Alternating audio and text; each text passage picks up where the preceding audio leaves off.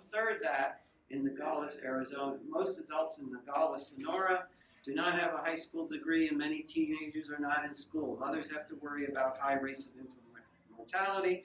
Poor public health conditions mean that it's no surprise that the residents of Nogales, Sonora do not live as long as their northern neighbors. They also don't have access to many public amenities.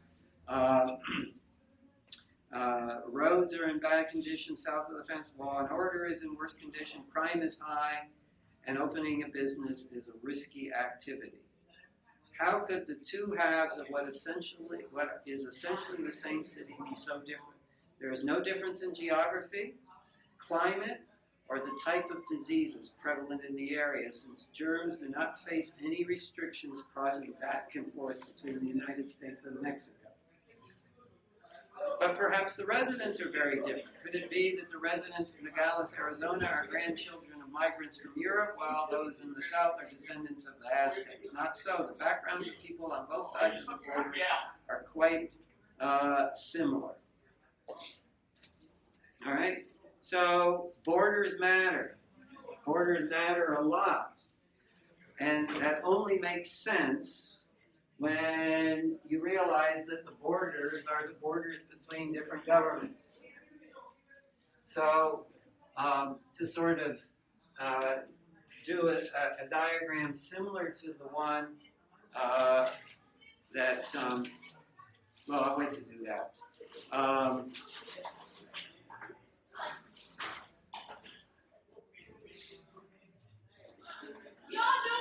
Before I draw this diagram, let me take a broader historical perspective.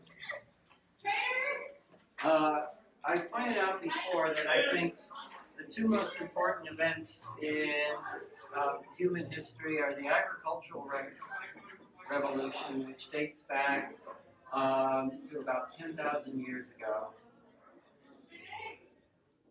and the Industrial Revolution that begins in the UK sometime around 1850. Prior to the Agricultural Revolution, humankind was in small bands of hunter-gatherers,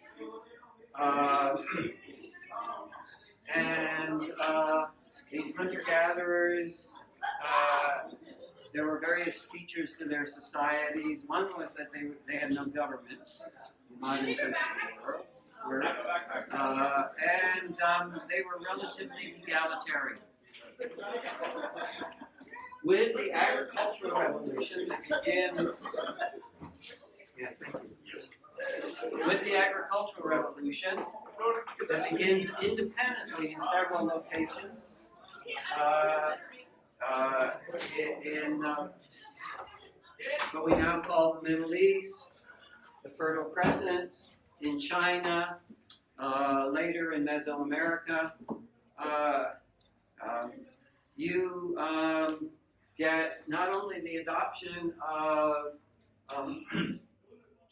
agriculture and animal husbandry, but enormous increases in population. Populations, rather than being migratory, become sedentary. You have the emergence of states, of governments, and you have the emergence of inequality. All post-agricultural societies are hierarchical, with an unequal distribution of wealth. Doesn't matter whether we look at Rome, ancient Egypt, Ming China, the United States today, Sweden today, the distribution of wealth has always been hierarchical. Now, we can measure changes in the distribution of wealth, but most of those changes are relatively trivial. I think the obsession with the distribution of wealth is an atavistic tendency on the part of humans, dating from their hunter-gatherer psychologies. And some of the factors that affect the distribution of wealth are not the factors that get talked about. One major factor that can cause these minor differences in the distribution of wealth is demography. Because if you look at in post-agricultural societies and in developed societies, if you look at the income pattern, the income profile of a person, right? They start out earning negative income as children. Their income peaks maybe in their 20s or maybe later in their 40s and declines when they get older.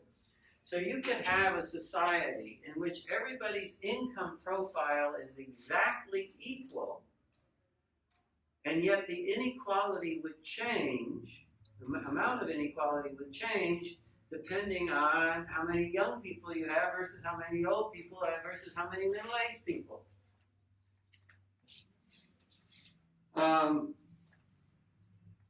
Now, obviously, government policies have some impact. I think they're overrated, but I think an even more fundamental question that we need to ask is, in these hierarchical societies, how do people get to the top, and what can they do to the people on the bottom? And one way of getting an answer to that question is by looking at the form in which people held most of their wealth prior to the Industrial Revolution in ancient and medieval societies, with how people hold most of their wealth in developed countries. People at the top of the hierarchy. In ancient and medieval societies, remember, we have factors of production, land, labor, and capital.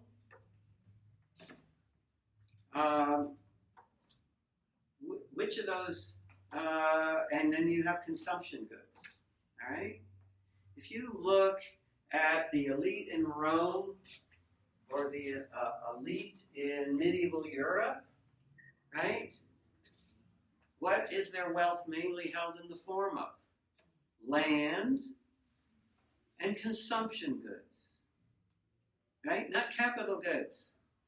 A pyramid is a very expensive tombstone. A palace is a consumption good. A harem is a consumption good, right? They're not holding their wealth in the form of capital goods. Then you look at industrial societies and you look at someone like Bill Gates, right, who consumes a lot more than anyone in this room, but where is most of his wealth held? In the form of capital goods, right? Most of his wealth is shares of Microsoft. Shares of Microsoft whose value is vulnerable to changes in the market, right? A competitor could come in and come up with some innovation that would drastically reduce the value of those shares. In other words, I would argue that not entirely, I mean, there's also rent-seeking and corruption and stuff like that, but that the big difference between the ancient and medieval worlds and the modern worlds is that the wealthy elite are essentially stewards of capital who get their wealth by providing and managing goods and services that provide benefits to the rest of us. Whereas in ancient and medieval societies, the wealth accumulation was based on coercive extraction from the masses of the population. Right? Because prior to the Industrial Revolution, 80 to 90% of the population is involved in agriculture, living close to subsistence. Peasants, and often unfree or quasi-free peasants, slaves, serfs. Now that's another reason why I emphasize capital accumulation over technological innovation. They obviously come together.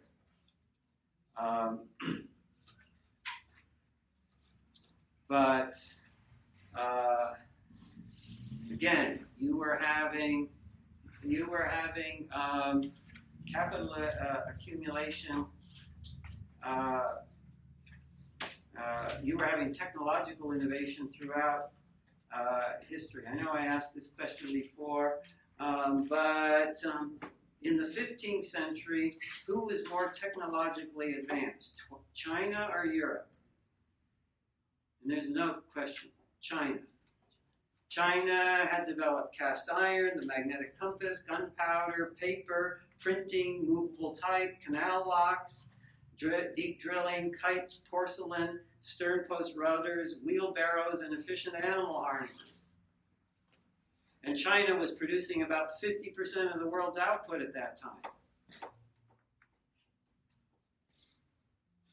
And yet, right, sustained economic growth begins where? In Western Europe and in England. So what I'm going to do is present a little model. I'm not sure I'm going to be able to get through all of this. A little model that illustrates this. A simple model, right?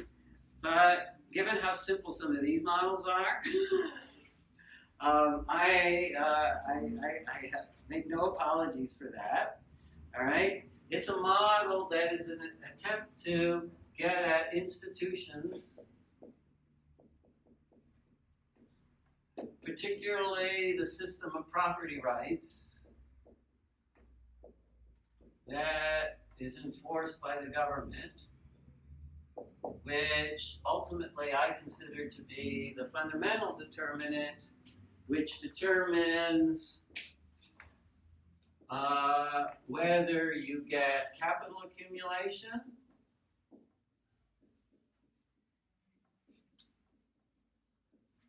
technological innovation that translates into growth, or a reduction in transaction costs with expanded trade. These together give you sustained growth, and this, unless you connected with countries, gives you a level effect. And the model I'm going to use is the infamous Laffer curve.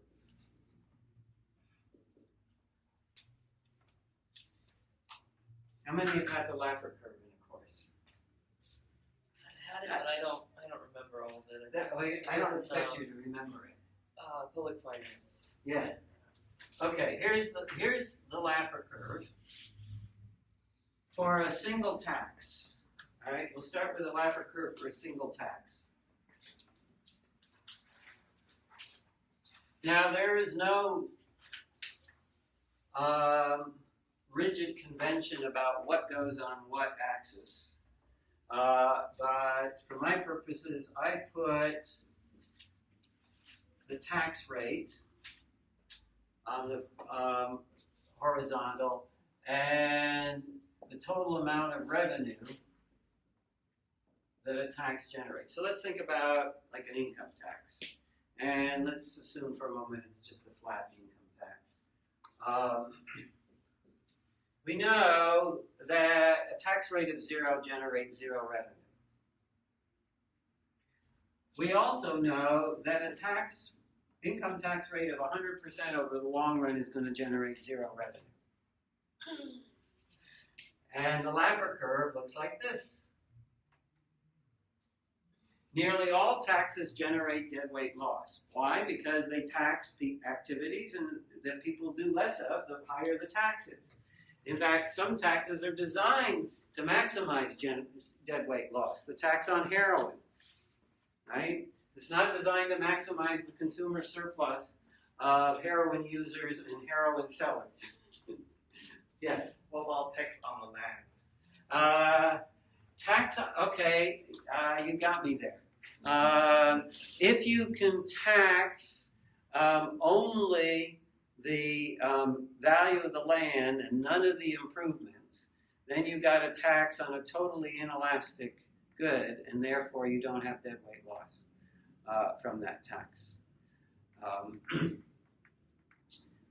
But the problem with that, with the land tax, is that in order for it to not generate any deadweight loss, you have to be able to separate the value of the land from the value of the improvements. which is not always easy. Also, you could argue that taxes on goods and services that generate negative externalities don't generate any deadweight loss. But most taxes generate some deadweight loss, and the amount of deadweight loss is a function of how high the tax rate is. It's also a function of the elasticity of the demand and supply curves, but it's a function, so the higher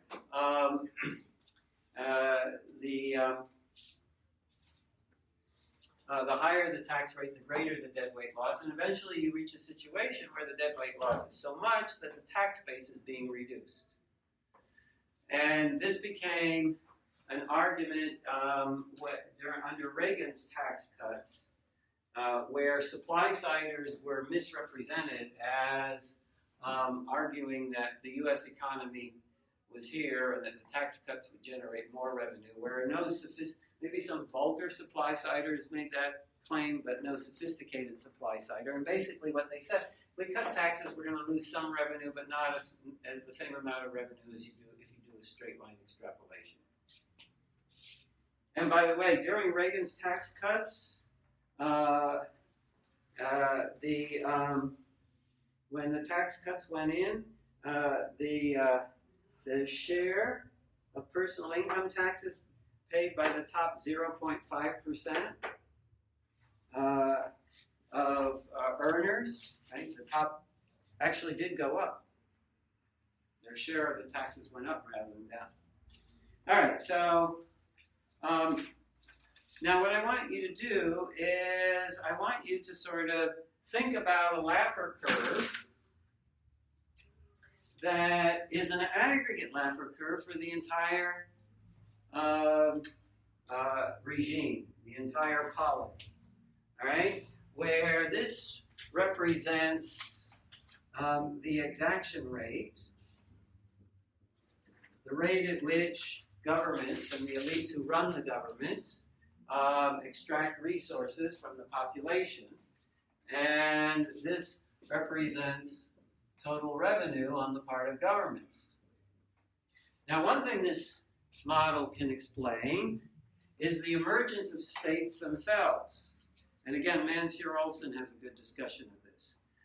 States emerged from conquest.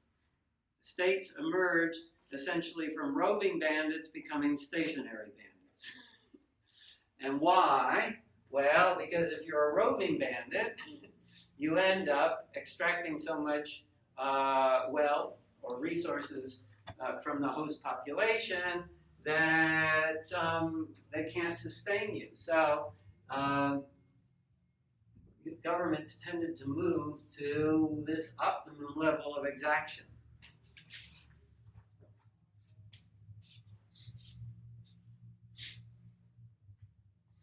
A classic example of this is the Mongols,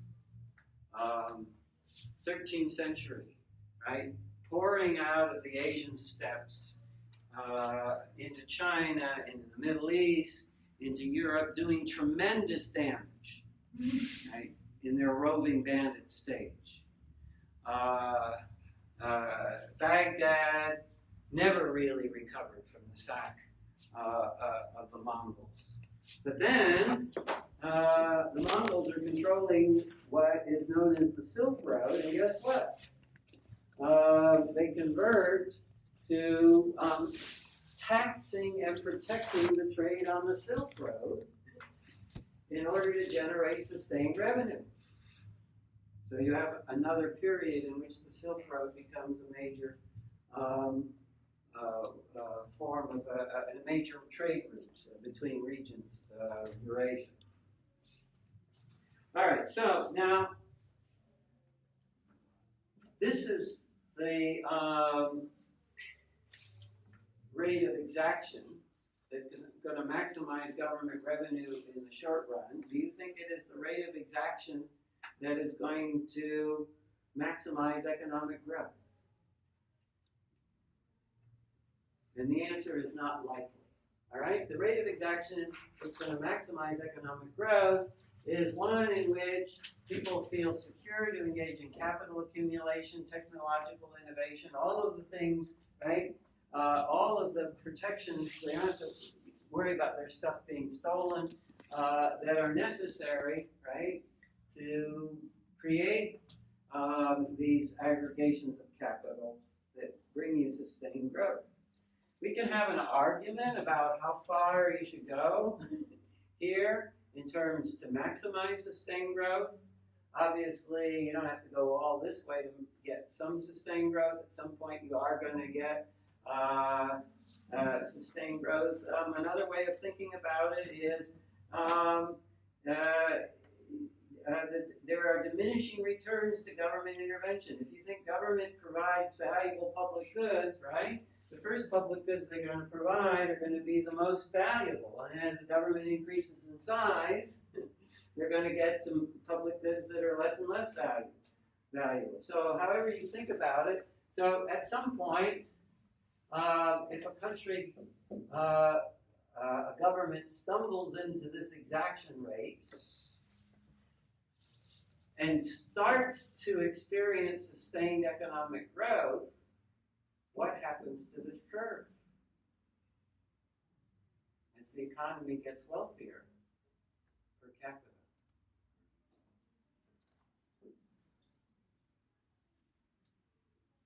In other words, it's like the short run and long run trade-off in terms of saving on the part of the individual. You save now, right? You have to give up consumption in the present, but you get more consumption in the future.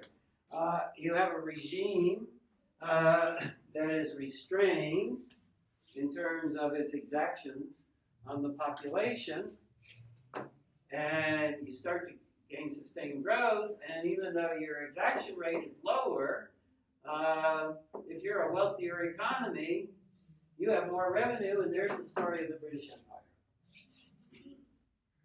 in a simple model.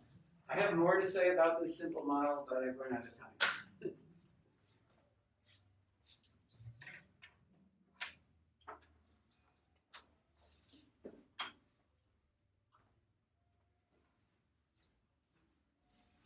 I'll entertain any questions, or you're free to go.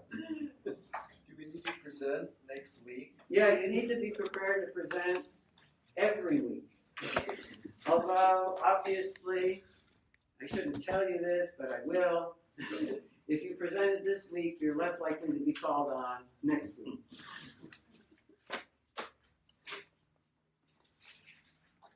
And it'll be easier next week. We didn't go over the interviews, by the way.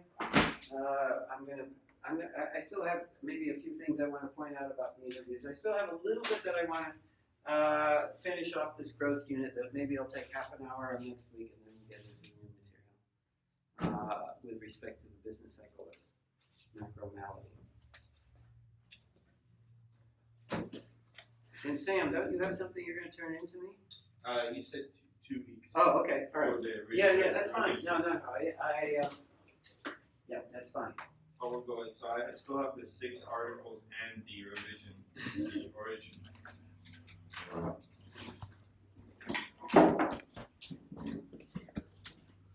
Have a good President's Weekend.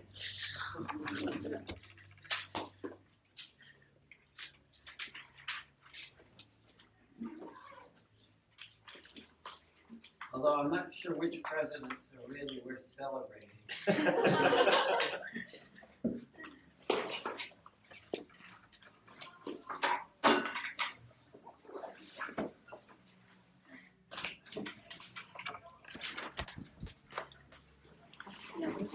Space.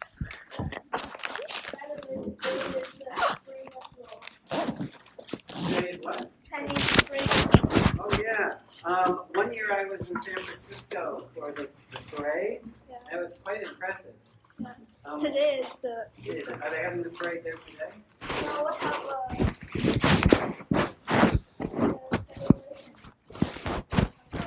concert. Oh really? Yeah. Here in No, it's in the embassy of San Francisco. Oh really? Yesterday. Yeah, it's a they have the thing for